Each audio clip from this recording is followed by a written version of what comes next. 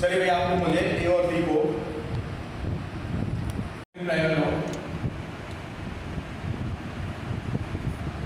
Triangle लो हम लोग क्या बोलते हैं, हेड टेल मेथड, बिल्कुल सही। पहले मैं ए ड्रॉ करूंगा, ठीक है, जहां पे ए का हेड फिनिश होगा I will start taking off B, this B है ना, और ये आएगा दिस विल बी सर्कल।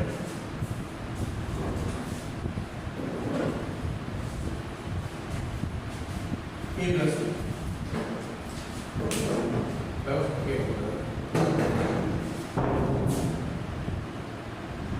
कोई डाउट इसमें? मतलब आपको ए में माइनस बी को ऐड करना है, ठीक है, ठीक है। अगर आपको ए से बी सब्ट्रैक्ट करना है तो आप ए में किसको ऐड करेंगे, you will add minus B,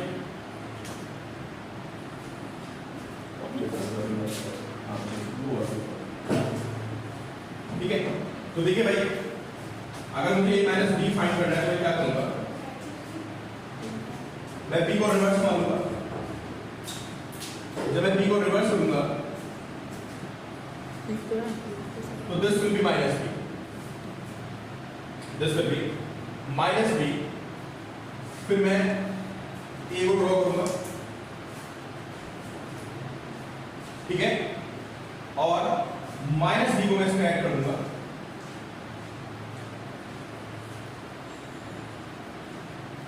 और आप सबको पता है कि ट्रायंगल लॉ में आपको ऑर्डर ब्रेक करना होगा, टेल हेड डिग्रीज बाद इधर से टेल हेड चलेगा ये, and this will be A minus B, ठीक है। तो हमारे पास वेक्टर एडिशन हो गया और हमारे पास वेक्टर सब्ट्रैक्शन हो गया।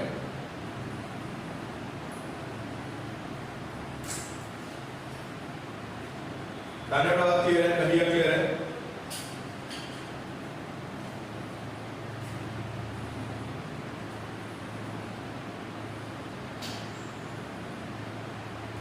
चलिए क्लियर है, how to find A minus B, चलो कोई दिक्कत नहीं कर,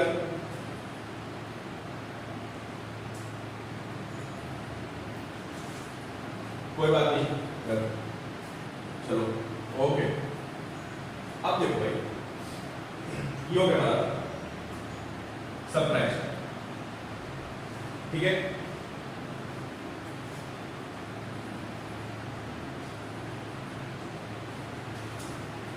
पॉलीगॉन पैराग्राफ हो गया हमारे पास, है ना, और हमारे पास हो गया ट्रायंगल ऑफ वेक्टर एडिशन, ठीक है। आवाज आ रही है,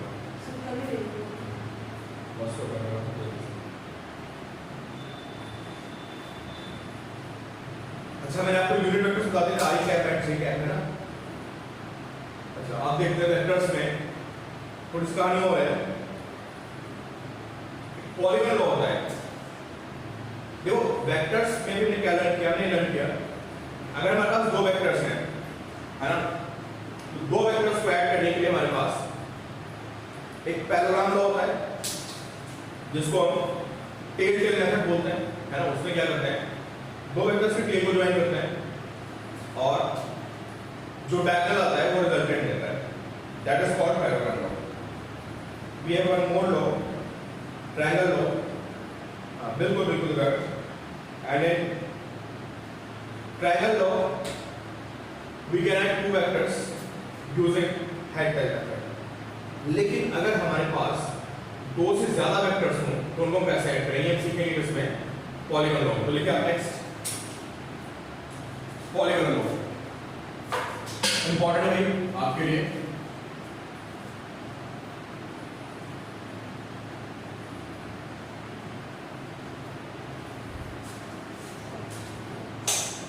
पॉलीगॉन लॉ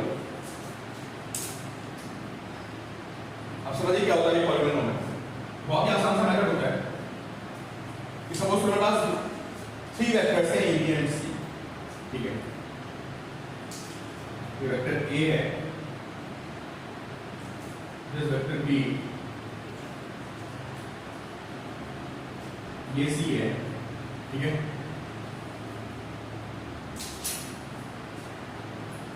ये सी बना देते हैं, दिस सी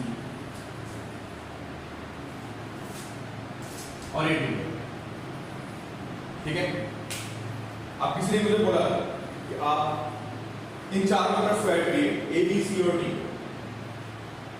तो आप लिखेंगे ए प्लस बी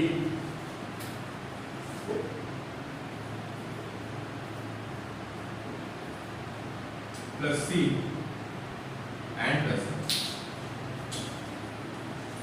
सबसे पहले ए और बी को ऐड करते हैं, ठीक है, सबसे पहले ए और बी को ऐड करते हैं, देखते हैं क्या होगा। तो देखो भाई, triangle law, using triangle law, मैं आपको बता दूं पॉलीगॉन लॉ में कुछ नहीं है पहले, ठीक है, आप कॉपी नोट करिए, ठीक है। Polygon law is used to add more than two vectors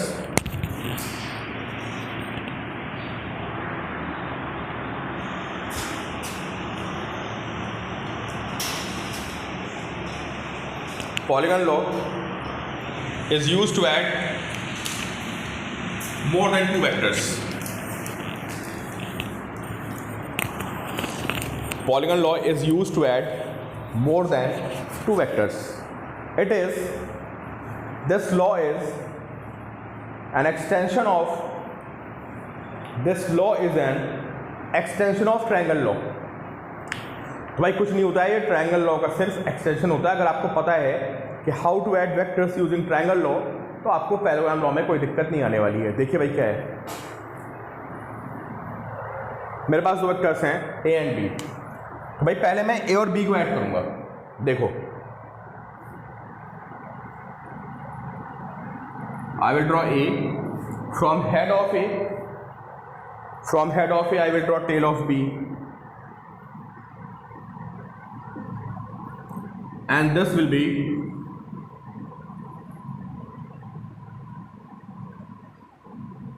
a plus b। बोलो किसको डाउट इसमें? सबको क्लियर है? This vector a, this vector b, मैंने दोनों को ऐड कर दिया और now I have this a plus b, ठीक है। अब एक बात बताइए मुझे,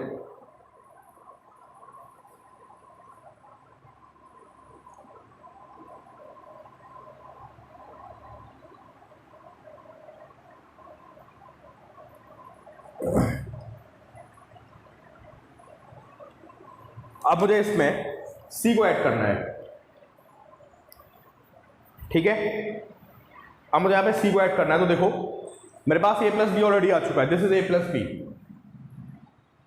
this is a plus B, और मैं इस a प्लस बी में c को ऐड करूंगा, दिस c, फिर ट्रायंगल लॉ अप्लाई करूंगा, तो this is a plus B, तो जहां पे a प्लस बी का हेड फिनिश होगा वहां से आई विल स्टार्ट c, तो यहां से आई विल स्टार्ट c, दिस, समझ गया। a प्लस बी आ चुका है मेरे पास, मैंने c ऐड कर दिया, एंड दिस विल बी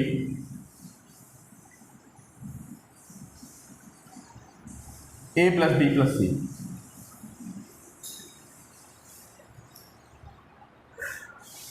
ठीक है, तो ये मेरे पास a plus B plus c आ चुका। अब मुझे इसमें d ऐड करना है, दिस इज d,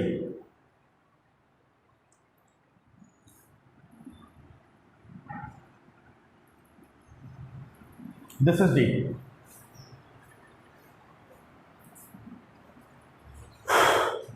ठीक है।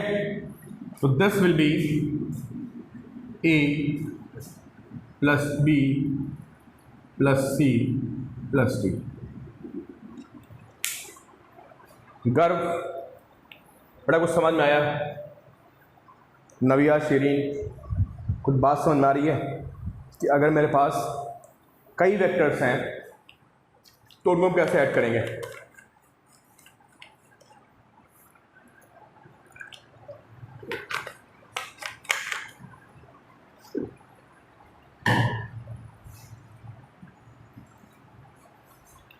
समझ आया भाई, या कोई डाउट है?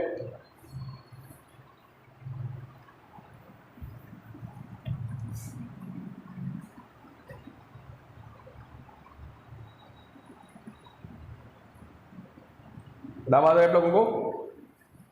Are you getting voice?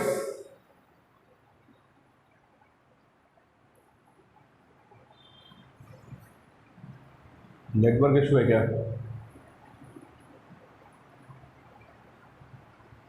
खुशी बेटा आप लेट हो गए थोड़ा सा।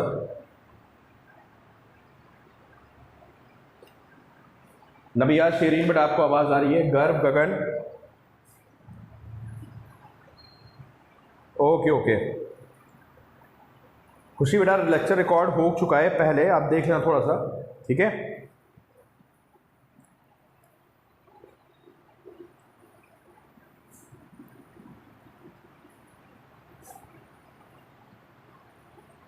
ठीक है,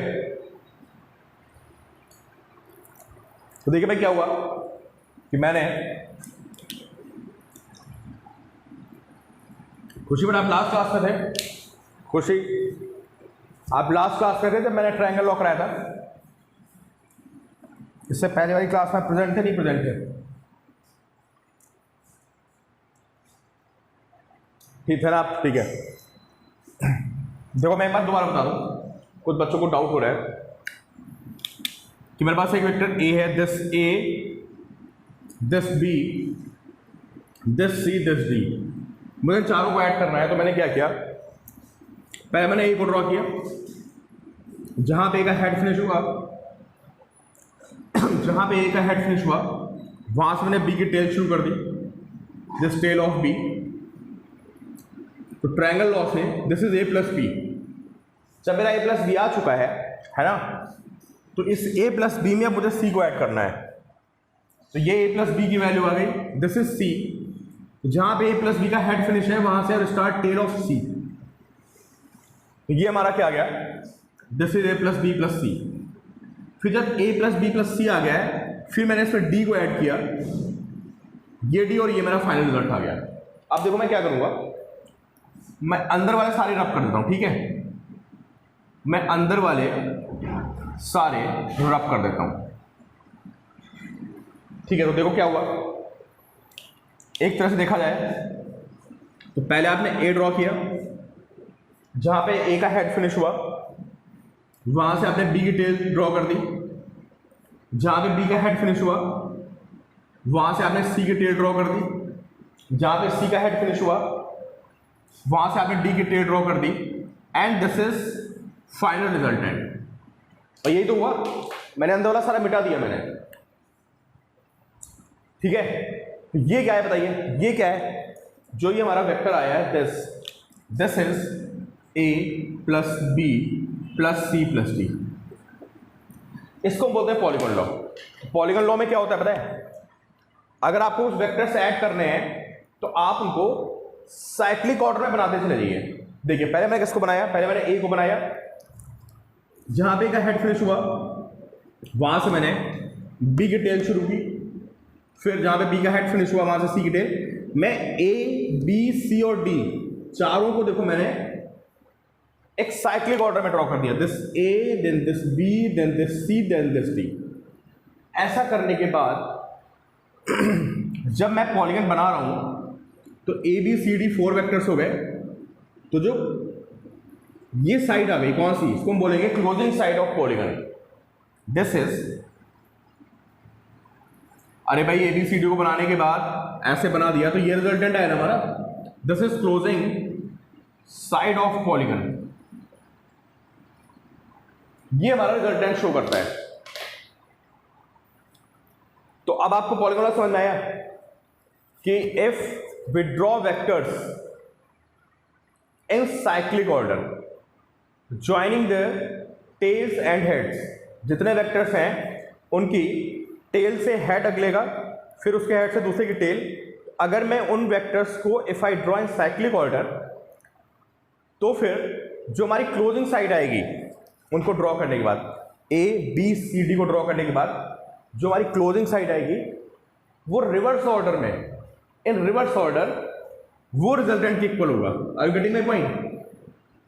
tell head tail head tail head tail head, लेकिन यहां पे ये ऑर्डर उल्टा हो गया। किसी को डाउट तो बताओ, पास समझ गए ना? बहुत सीधी सी बात है, अगर मुझे 4-5 वेक्टर्स ऐड करने, मुझे कुछ नहीं करना है, मैं सिंपल ड्राइंग बनाऊंगा, tell head tail head tail head tail head बनाता चला जाऊंगा। जब मेरी फिगर कंप्लीट हो जाएगी तो मैं देखूंगा कि जो मेरी क्लोजिंग साइड को जब मैं ज्वाइन करूंगा, this closing side in reverse order, तो वो हमें रिजल्टेंट बताएगा। तो चलिए स्टेटमेंट लिखिए आप, और बहुत ही काम का है पॉलीगॉन लॉ। मैं आप बच्चों को, सारे बच्चों को समझा रहा हूँ, पिछले 2-3 टर्म से है ना, कि वेक्टर्स को जस्ट आप ये मत सोचो कि एक चैप्टर है, हमें नंबर लाने हैं, स्कोर करना है, ठीक है। वेक्टर्स को हमें बहुत ढंग से समझना है, बहुत इसका हर चैप्टर में यूज होना है। तो लिखिए आप, if sides of A polygon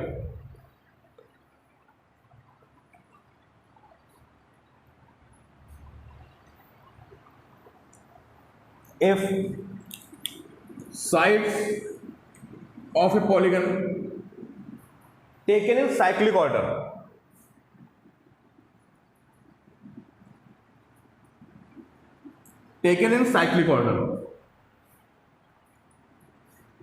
tail head tail head tail head tail head, if sides of a polygon taken in cyclic order are represented by the vectors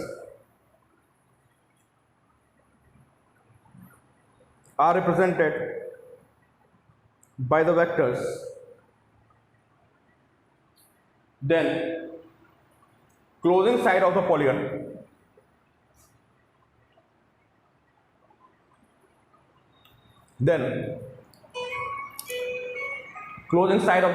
taken in reverse order, then closing side of the polygon taken in reverse order represents resultant of vectors.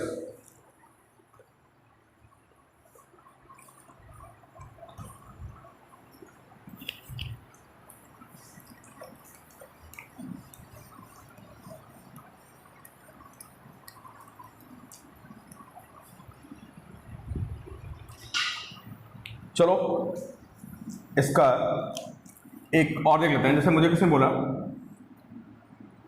कि ये A है, this B, this C and this D. मुझे इनको add करने को बोला किसी ने, ठीक है। एरो बड़े बड़े बनाते हैं थोड़े से। किसने मुझसे बोला भाई ए बी सी डी को ऐड करो, पॉलीगॉन लॉस है। तो एक बार मैं स्टेटमेंट में ध्यान दूंगा, है ना, कि sides of polygon are represented by the vectors, तो मैं इनको पॉलीगन की साइड बना दूंगा। I will draw A. देखिए मैंने ए ड्रॉ किया सबसे पहले, जहां पे ए का हेड फिनिश होगा वहां से बी के टेल शुरू करूंगा, दिस विल बी बी। जहां पे बी का हेड फिनिश होगा I will start tail of C, this will be C. और जहां पे सी का हेड फिनिश होगा I will start tail of D.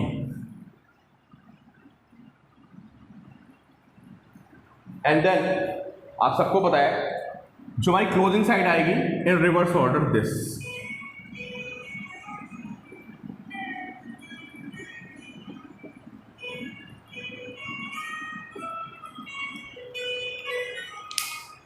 ठीक है।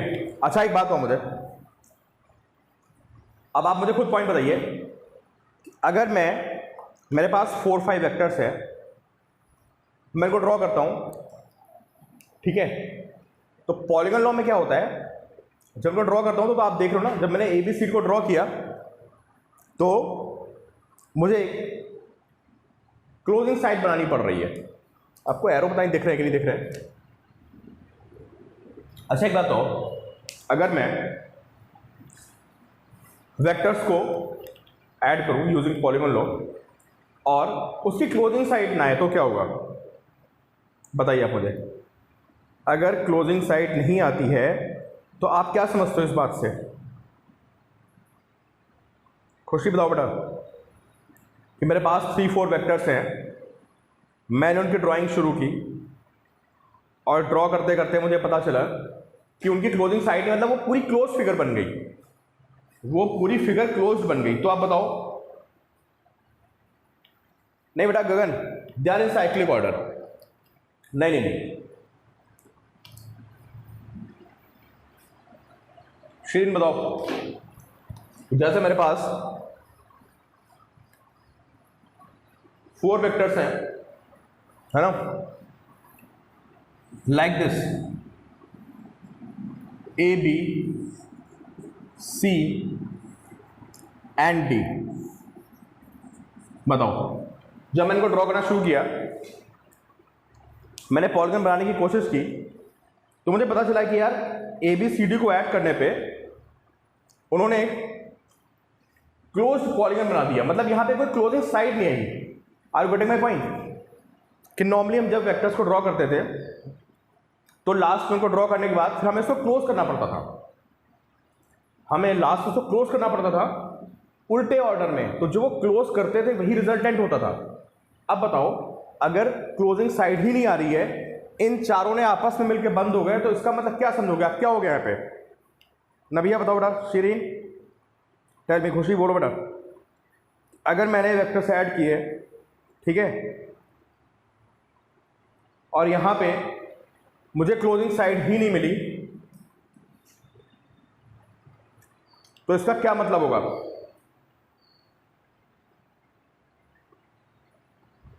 नहीं समझा? अच्छा, कोई चलो कोई एक बच्चा गेस करे। गौर ने मुझे बताया, गगन ने बताया, कुछ भी।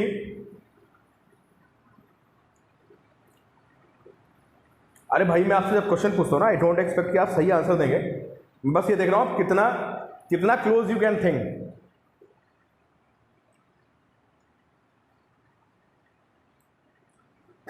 कोई नहीं बोलेगा।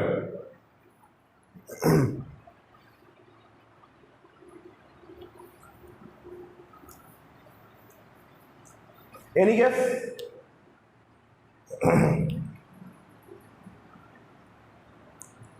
खुशी, चलो अच्छा छोड़ो, मैं आपको बता देता हूं। Resultant will be 0 as there is no closing side. वो बंद हो गया, क्लोजिंग साइड ही नहीं आई। जो क्लोजिंग साइड की लेंथ होती थी, आप मेरी बात समझ रहे हो, जब हम वेक्टर्स को ड्रॉ करते थे तो जो हमारी क्लोजिंग साइड आती थी वो हमें क्या बताती थी? वो हमें बताती थी कि वो वेक्टर उन सबका रिजल्टेंट है। सोचो क्लोजिंग साइड ही नहीं आई, या कह दो कि क्लोजिंग साइड की लेंथ 0 हो गई। तो भाई आपको बहुत इंपॉर्टेंट पॉइंट बता रहा हूं कि अगर आपने पॉलीगन लॉ से वेक्टर्स को ऐड करना शुरू किया and finally you get a closed figure, closed figure mean there is no closing side, which means resultant of vectors will be 0। क्या आप समझ में आया जो मैंने आपको बताया है? बोलो, सबको हाँ ना करना है भाई।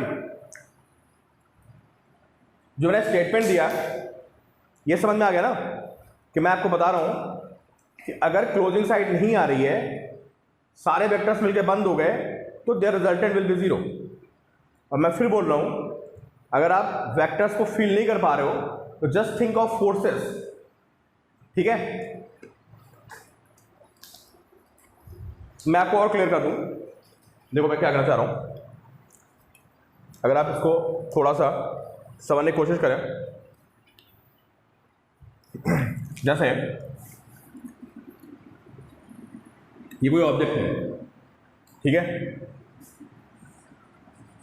एक बंदे ने ए फोर्स लगाया, एक बंदे ने बी फोर्स लगाया, ठीक है, एक ने सी लगाया, एक ने डी लगाया, देखो, ठीक है।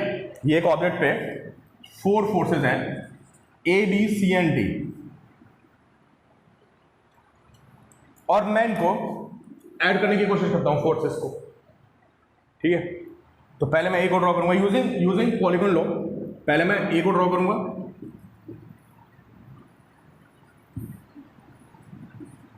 From head of A I will draw tail of B, this is B, I will draw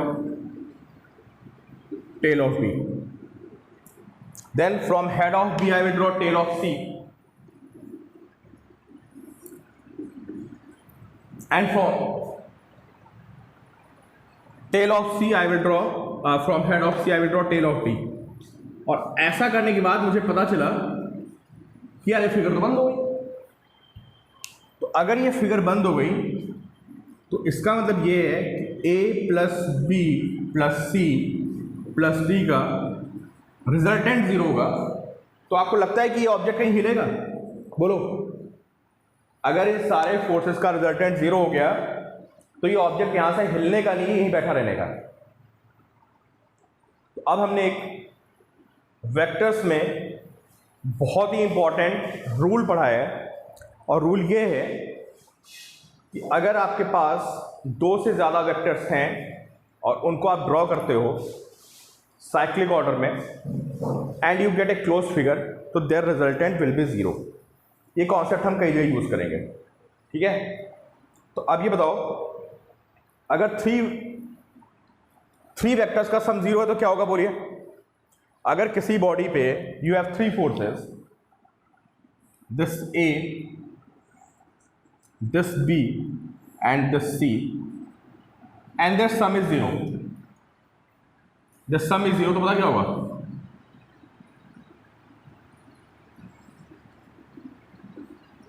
A, B and C।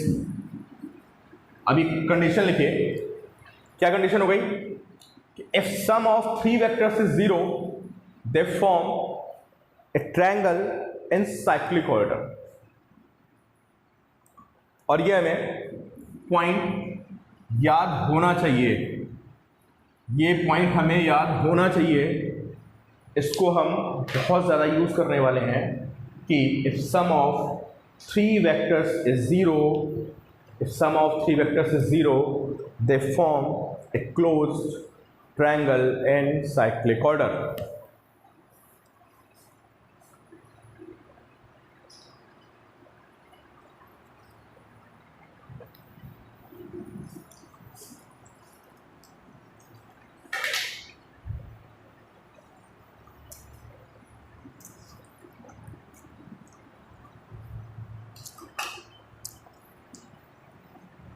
अच्छा चलो, कुछ मुझे बातें बता दो आप लोग, है ना। सबसे पहले ये बताओ मुझे, सारे बच्चों बताना, आपके स्कूल में एग्ज़ाम्स कब हैं और सिलेबस क्या क्या आ रहा है, तो मैं देखूँ मुझे ख़त्म कहाँ तक कराना है। सारे बच्चे बताएंगे। सबसे पहले मुझे बताएगा गर्व और गगन, आप दोनों बताओ मुझे। बाकी भी सारे बच्चे लिख लें, जुलाई एंड में एग्ज़ाम है, ठीक है।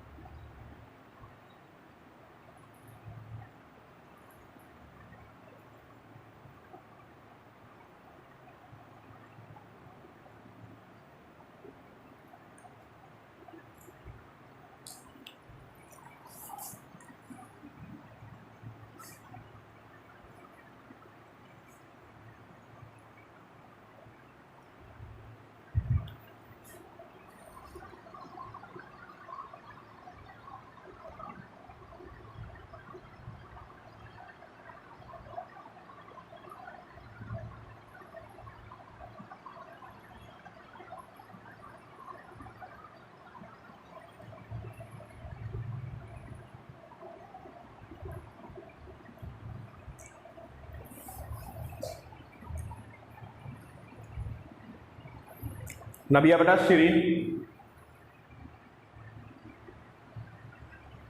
नबिया बेटा आप बताओ। शिरीन, आप लोगों का स्कूल कौन सा है? मैं थोड़ा सा भूल रहा हूँ दोबारा।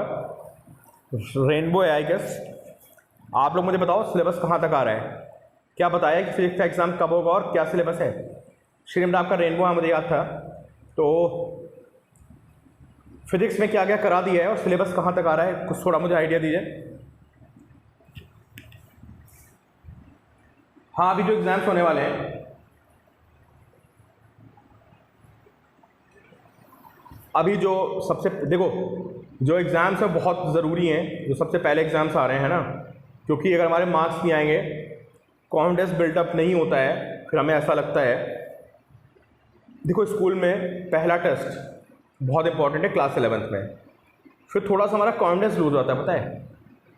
ठीक है, गर्व मैं सुन लिया बेटा जुलाई में आ रहा है, ठीक है, आपकी टेंशन नहीं है, खुशी। अच्छा ठीक है, ये अप टू वेक्टर्स, ठीक है खुशी, बिल्कुल सही बोला आपने बेटा। 12 जुलाई को आपका एग्जाम है, कहाँ तक आ रहा है? ओके ठीक है, मेरी रिस्पॉन्सिबिलिटी, मैं उसको कवर कराता हूँ।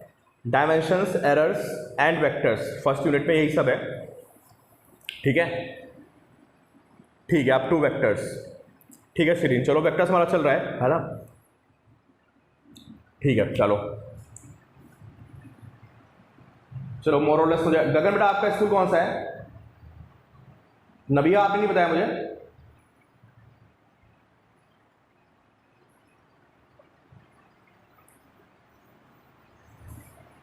जुलाई एंड में ही है, ठीक है चलो, ठीक है मैं समझ गया, मैं ठीक है चलो okay. In the month of July up to chapter 4। अच्छा देखो वही मैं कह रहा था बेटा। नबी आपका स्कूल कौन सा है? सिलेबस का थोड़ा पंगा है ना, इससे थोड़ा आइडिया मिल जाएगा तो सही रहेगा।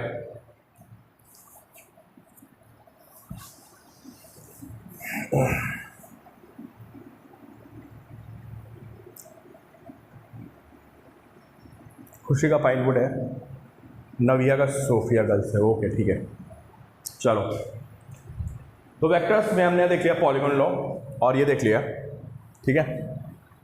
तो भाई ध्यान रखना, अब हमारे 3 लॉ हो चुके हैं वेक्टर्स में, कौन कौन से? आपको बहुत क्लियर कट पता होना चाहिए कि हमने एक पैराग्राम लॉ के बारे में पढ़ लिया, हमने एक ट्रायंगल लॉ के बारे में पढ़ लिया है और हमने एक पॉलीगॉन लॉ के बारे में पढ़ लिया है। इन तीनों के स्टेटमेंट्स, इन तीनों के रिजल्ट्स, ये सब आपको बहुत ढंग से पता होना चाहिए तीनों लॉ के, ठीक है। ये कहानी हुई हमारी इसमें। अब देखते हैं यार, अब हमारे बहुत काम की चीज़ है कि मैंने आपको क्या बोला, condition of sum to be 0, ठीक है। तो मैंने आपको बोला है कि अगर कहीं पे वेक्टर्स का सम 0 है ना, तो क्या करेंगे वो, आपने कॉपी में नोट किया होगा नोट्स में, कि if sum of 3 vectors is 0 then they form a close triangle in the cyclic order, मतलब एक ट्रायंगल बनाएंगे, ठीक है। अब आप मैकेनिक्स पढ़ रहे हैं, तो मैकेनिक्स में ऐसे बहुत से प्रॉब्लम्स मिलने वाले हैं जहां पे किसी ऑब्जेक्ट पे 3 फोर्सेस एक्ट कर रहे होंगे, ठीक है, और वो ऑब्जेक्ट बैलेंस्ड होगा। क्या बोला मैंने? कि ऐसी बहुत सी प्रॉब्लम्स आने वाली हैं कि जहाँ पे एक ऑब्जेक्ट पे 3 फोर्सेस होंगे, है ना, आगे लॉज ऑफ मोशन में, और वो ऑब्जेक्ट बिल्कुल रुका होगा। तो वेक्टर्स में सॉल्व करने को, मतलब ऐसी प्रॉब्लम्स को डील करने का एक हमारे पास तरीका होता है, ठीक है। समझते हैं, जिसको मतलब लैमीज थ्योरम। लैमीज थ्योरम बहुत इंपॉर्टेंट है स्कूल के पॉइंट ऑफ व्यू से भी, और वैसे भी इसको हम बहुत ज़्यादा यूज़ करने वाले हैं लैमीज थ्योरम को। तो लैमीज थ्योरम ये बताती है कि यार अगर किसी पॉइंट पे, लाइक ये पॉइंट हो गया, कोई ऑब्जेक्ट है, इसको एक बंदा यहाँ पुल कर रहा है F1 फोर्स से, मैं उधर खड़ा हो गया, मैं इसको इधर खींच रहा हूँ F1 फोर्स से। एक बंदा इधर खड़ा है, ये इसको खींच रहा है F2 फोर्स से। एक बंदा इधर खड़ा है, वो इसको खींच रहा है F3 में। 3 बंदे इसको खींच रहे हैं एक object, and this object is at rest. ये ऑब्जेक्ट रुका हुआ है।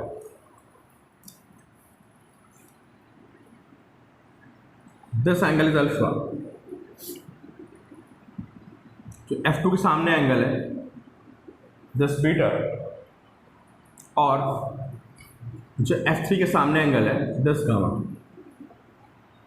ये एंगल्स हो गए हमारे, ये this alpha, this beta and this gamma, ठीक है। और ये ऑब्जेक्ट मूव नहीं कर रहा है।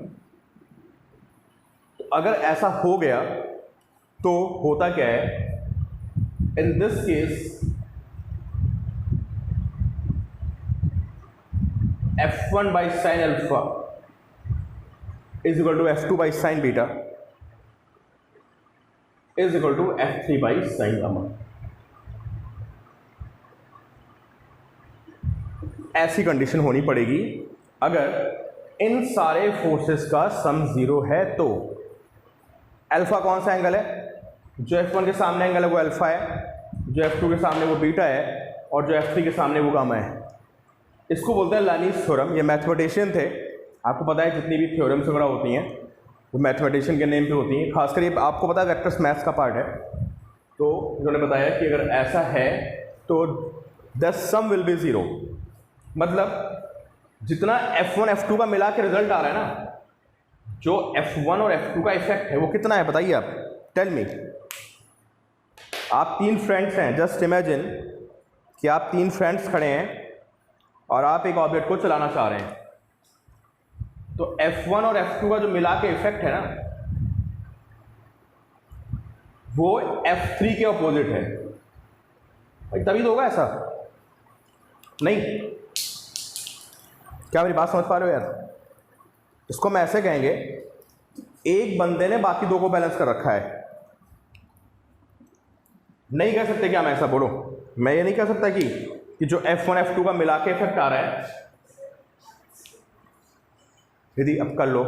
सरोज तो ने बोला था शाम को, बट उसको भी कल ही बुलाऊंगा मैं 10 के पास, बल्कि 11 बजे आना, 11:10 बजे, ठीक है? तो F1 F2 का रिजल्टेंट F3 के अपोजिट है। आर यू गेटिंग दिस और नॉट?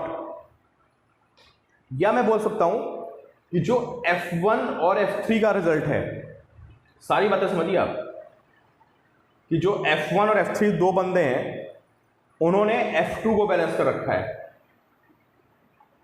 या मैं कह सकता हूं कि सेकेंड बंदे का फोर्स और थर्ड बंदे का जो मिला के फोर्स है ना, वो पहले वाले बंदे के बिल्कुल अपोजिट है, तभी उसने इनको बैलेंस कर रखा है। बताओ ये बात समझ में आ रही है?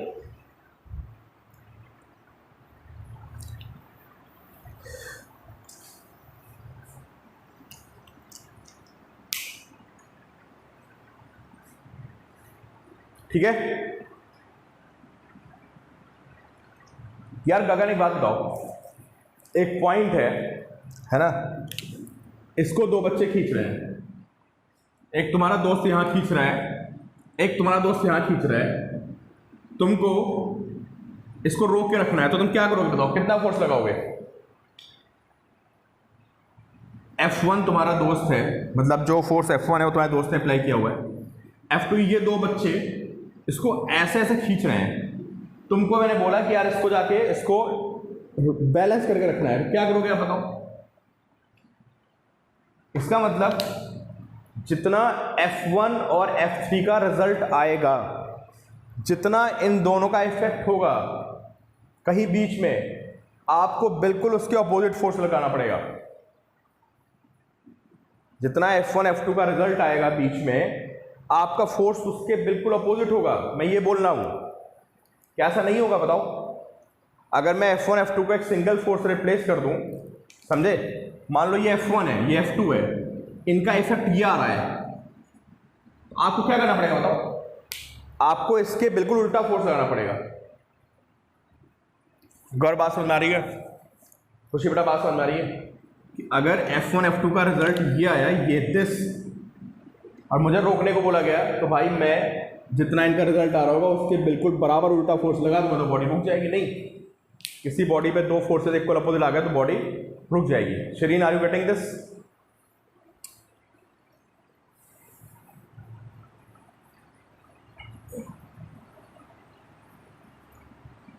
ठीक है, चलो ओके। तो वही चीज लिखी हुई है, इसको तो लामीज करो। इसकी डेरिवेशन आपके स्कूल में नहीं पूछी जाती है। बहुत से बच्चे सोच रहे होंगे कि सर ये डेरिवेशन का क्या सीन है, तो वैसे आपके स्कूल में इसकी डेरिवेशन नहीं पूछी जाती है। मैंने एक वीडियो में डेराइव करवा रखा है, 10 मिनट की डेरिवेशन है, वो वीडियो मैं आपसे शेयर कर दूंगा आज ही, तो बता दूंगा, बड़ी सी वीडियो है। तो जहाँ पे मैंने इसको डेराइव किया है वो 10 मिनट का है डेरिवेशन, वो आप उसको देख लेना एक बार, आपको समझ आएगा डेरिवेशन हुई कैसे है। ठीक है, मैथमेटिकल डेरिवेशन है। अच्छा, क्या आप सबको पता है कि how to find sine 120, how to find sine 150?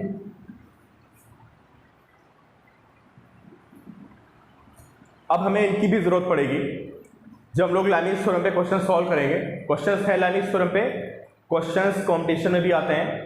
Competition में तो मतलब ऑलमोस्ट बहुत सारे क्वेश्चन आपके लॉज ऑफ मोशन के हैं। हाँ, अब देखो इसका एक मैथमेटिकल तरीका होता है प्रॉपर, है ना। अभी मैं उन पर नहीं जा रहा हूँ, मैं आपको सिर्फ फॉर्मूला बता रहा हूँ कि how to find sine and cos.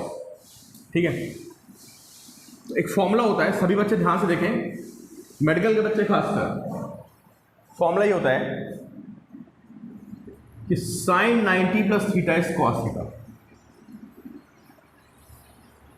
Sign 90 plus theta is cos theta and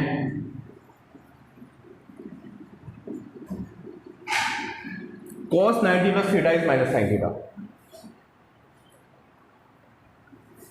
maths के बच्चे इसको लर्न करेंगे। बायो के बच्चों को मैं बता दूं, इन दो फॉर्मूलों से आपका पीछा बिल्कुल नहीं छूटने वाला है। हर 2 दिन में आपको फॉर्मूला मिलेगा।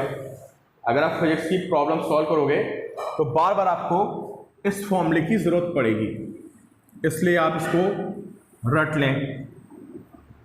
ठीक है, तो अगर मुझसे कोई पूछता है कि साइन 120 की वैल्यू बताओ, क्या पूछता है मुझसे, साइन 120 की वैल्यू बताओ, तो मैं बोलूँगा भाई ऐसा है, मैंने तो 90 तक एंगल पढ़ा है, ठीक है, लेकिन अगर एंगल 90 से बड़ा है तो मैं उसको 90 प्लस थीटा की फॉर्म में लिख दूंगा। तो I will write sine 90 plus 30 which is cos 30। किसने बोला ये फॉर्मूला लगा देना मैंने, cos 120 की वैल्यू क्या होगी, तो मुझे पता है यार ये एंगल 90 से बड़ा है, तो मैं इसको 90 प्लस समथिंग की फॉर्म में लिखूंगा।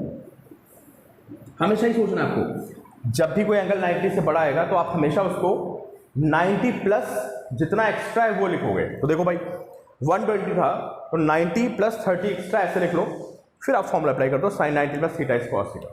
सिमिलरली अगर मुझे cos 120 निकालना है, आई विल राइट cos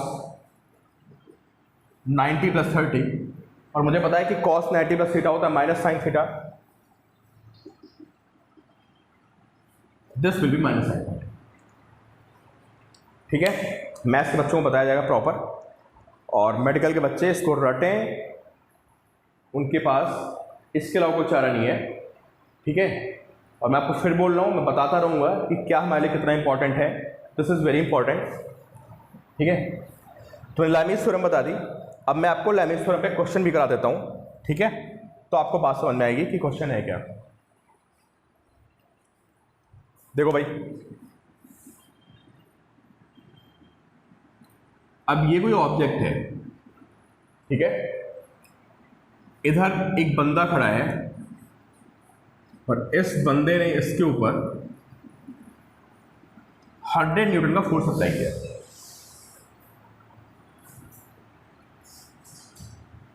एक बंदा यहां खड़ा है,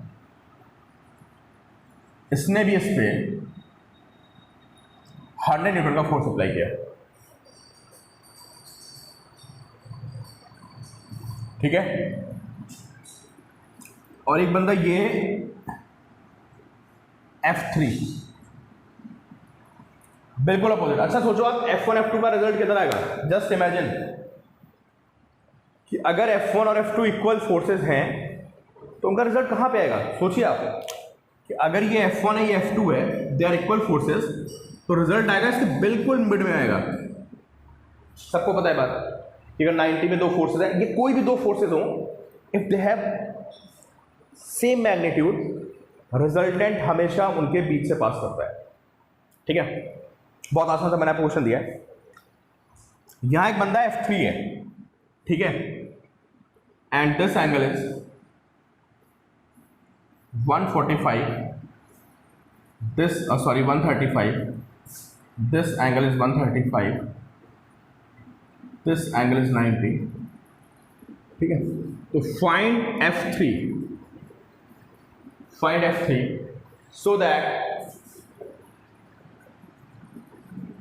so that body does not move, जो ऑब्जेक्ट है, so that object does not move, जो ये ऑब्जेक्ट है इसको मूव नहीं करना है।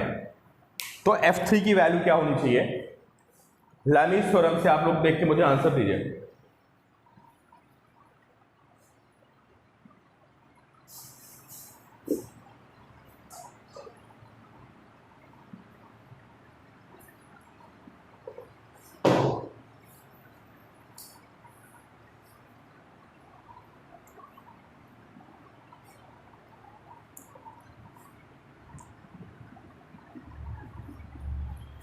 चलो अच्छा देखो, आप आज आपको होमवर्क मिलेगा, कल आपको होमवर्क सबमिट करना है सभी को वेक्टर्स का। तो देखो भाई, मुझे पता है कि ये ऑब्जेक्ट रेस्ट पे क्वेश्चन में बोला है, और मुझे दिख रहा है कि भाई यहां पे 3 फोर्सेस, तो मुझे तुरंत क्लिक करेगा कि जहां पे भी रेस्ट वर्ड आएगा साथ में 3 फोर्सेस आएंगे, मेरा दिमाग कहीं जाना ही नहीं चाहिए, मुझे तो क्लिक करना चाहिए कि भाई ये क्वेश्चन तो लैमीज थ्योरम का है और बहुत इजी है। साथ में हमें ये भी क्लिक करना चाहिए कि यार इस क्वेश्चन को छोड़ना नहीं है, तो बहुत इजी क्वेश्चन होता है। Body at rest and 3 forces, Lami's theorem, बिल्कुल आसान सा क्वेश्चन। देखो क्या करूँगा मैं, मुझे पता है कि अगर ये F1 है, F1 upon this sine of this, क्यों, जो फोर्स होता है, अभी आप देखो, आप मैंने लिखा था F1 अपॉन साइन अल्फा इस F2 अपॉन साइन बीटा इस F3 अपॉन साइन गामा। तो आप फिगर देखिए, अल्फा F1 के सामने का एंगल था, बीटा F2 के सामने का एंगल था, और गामा F3 के सामने का एंगल था। तो according to Lami's theorem this body is at rest, तो I will write this F1 upon में I will write sin 135 is equal to this F2 upon I will write sin 135, इसके सामने भी 135 है, is equal to ये angle दिया है मुझे, is equal to F3 upon जो F3 के सामने एंगल है वो कितना है, that is sin 90। तो मैं इन दो को ले सकता हूं, या तो मैं इन दो को लेकर सॉल्व करूंगा, या मैं इन दो को लेकर सॉल्व करूंगा। किन्हीं दो को ले सकता हूं मैं। तो मैंने फर्स्ट सेकंड को ले लिया, ठीक है, फर्स्ट एंड सेकंड। तो F1 की वैल्यू कितनी है,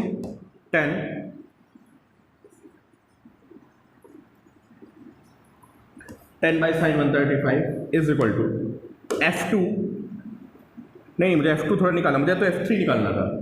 what will be value of F3? This equal to F3 upon sine 90। देखो क्या यहां समझ में आ रहा है? सारे बच्चे मुझे बोले, ये मैंने लॉ लगा दिया और मुझे F3 निकालना है, बोलते रहो भाई, मुझे F3 निकालना है, तो F3 upon sine 90 is equal to this और दिस। Is it clear? कोई नहीं बोलेगा, मतलब किसी को समझ में नहीं आ रहा है? अच्छा ठीक है, शीरीन को समझ में आ रहा है, तो शीरीन ने मेरी गलती भी निकाल दी। शीरीन ने मेरी गलती बता दी कि सर ये 100 न्यूटन है, आपने 10 लिख दिया, अभी आंसर गलत आ जाएगा। ठीक है, तो चलो साइन 91 होता है, तो I will right 100 upon sine 90 plus 45, क्योंकि मुझे पता है एंगल 90 से बड़ा है, तो मैं उसको ऐसे लिखूंगा, is equal to F3 upon this 1। ये फॉर्मूला पता है मुझे कि this will be cos 45, sine 90 plus 45 को आई कैन राइट cos 45। अभी फॉर्मूला देखा आपने ना। अब आपने सब बातें बहुत नई नई सीखी हैं, है ना, तो कभी कभी थोड़ा दिक्कत होती है, क्या सर ने आज ही लैमीज थ्योरम बता दी, सर ने आज ये फॉर्मूला बता दिया, सर ने आज इक्विलिब्रियम बता दिया, बट करना पड़ेगा आपको। ठीक है, जब आप अपने आप बैठ के 2-4 प्रॉब्लम सॉल्व करेंगे फिर आपको चीज़ें ईजी लगने लगेंगी। cos 45 is 1/√2, this is F3, है ना, √2 ऊपर चला जाएगा।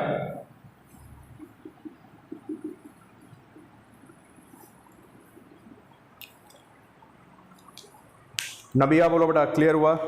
खुशी बोलो, गर्व, इज इट क्लियर?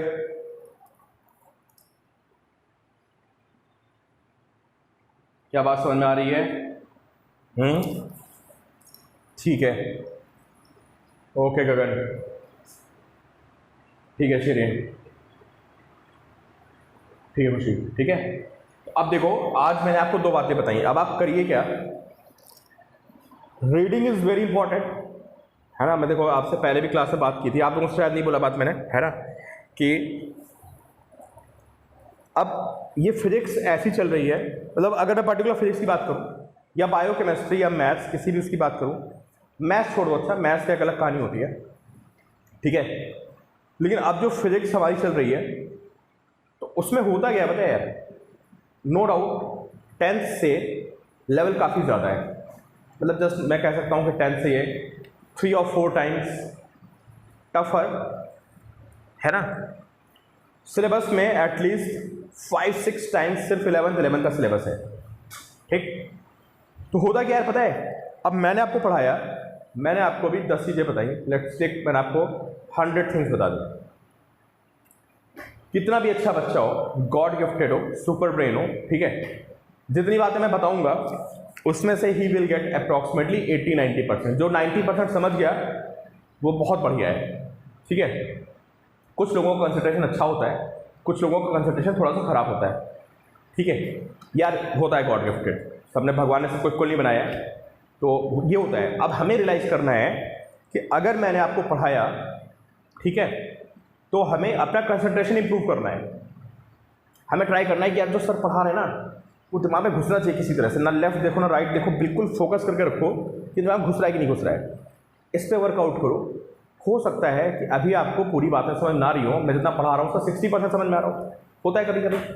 फिर आपका रिस्पॉन्सिबिलिटी ये हो जाती है कि आपको अपनी जो टेक्स्ट बुक है उसको उठाइए, वहाँ से पढ़िए और समझने की कोशिश करिए, ठीक है। बल्कि सबके लिए एप्लीकेबल है ना, कि text book reading is very important in class 11।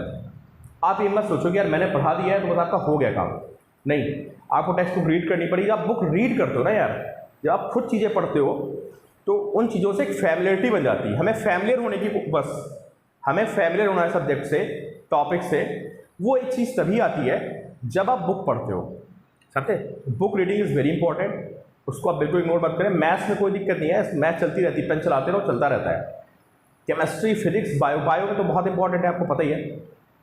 तो जैसे आप बायो पढ़ते हो ना, बायो पढ़ते थे, जैसे आप हिस्ट्री ज्योग्राफी पढ़ते थे, वैसे आपको फिजिक्स भी पढ़नी है अंडरलाइन कर करके बुक में, ठीक। 2 मार्कर लो, एक ग्रीन कलर का मार्कर लो और एक रेड, और अपनी बुक उठाओ, है ना, टेक्स्ट बुक की बात कर रहा हूँ मैं, जिसमें थ्योरी दी है, उसको पढ़ो, वेक्टर्स क्या होते हैं, कितने टाइप के होते हैं। आपको कुछ बातें समझ में आएंगी, कुछ नहीं आएंगी, जो नहीं आ रही उसको अंडरलाइन कर लो ऐसा रेड कलर से, 1-2 बार और सोचो, और फिर वो मुझे फॉरवर्ड कर दो कि सर ये समझ ही नहीं आया क्या रहा है, ठीक है।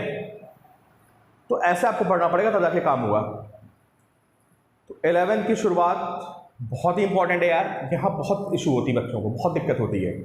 अभी बहुत से बच्चों को ऑनलाइन क्लास में समझ नहीं आता है, ठीक है, कहीं सब तेज पढ़ा रहे हैं, कभी बुक से समझ में नहीं आता, तो बहुत इशू रहती है। और कंपटीशन में आप एम कर रहे हो, तो अगर आप कंपटीशन में एम कर रहे हैं तो आपका 11th बहुत स्ट्रांग होना चाहिए। अब आप अनफॉर्चुनेट हो कि आपके टाइम पे कोरोना आ गया है, लॉकडाउन लग गया है, इतना एफिशिएंटली नहीं हो पा रहा है। टीचर्स की एफिशिएंसी भी डाउन होती है यार, पता है मुझे जितना पढ़ाया है ना, मैं अगर आप यहाँ बैठे होते ना, मैं आपको आधे घंटे में पढ़ा देता हूँ। मुझे सबके फेस दिखते रहते हैं, मुझे समझ में आ रहा है कि अच्छा तुमको समझ में आ गया, तो मैं स्पीड बढ़ा दूंगा, I will move on next topic.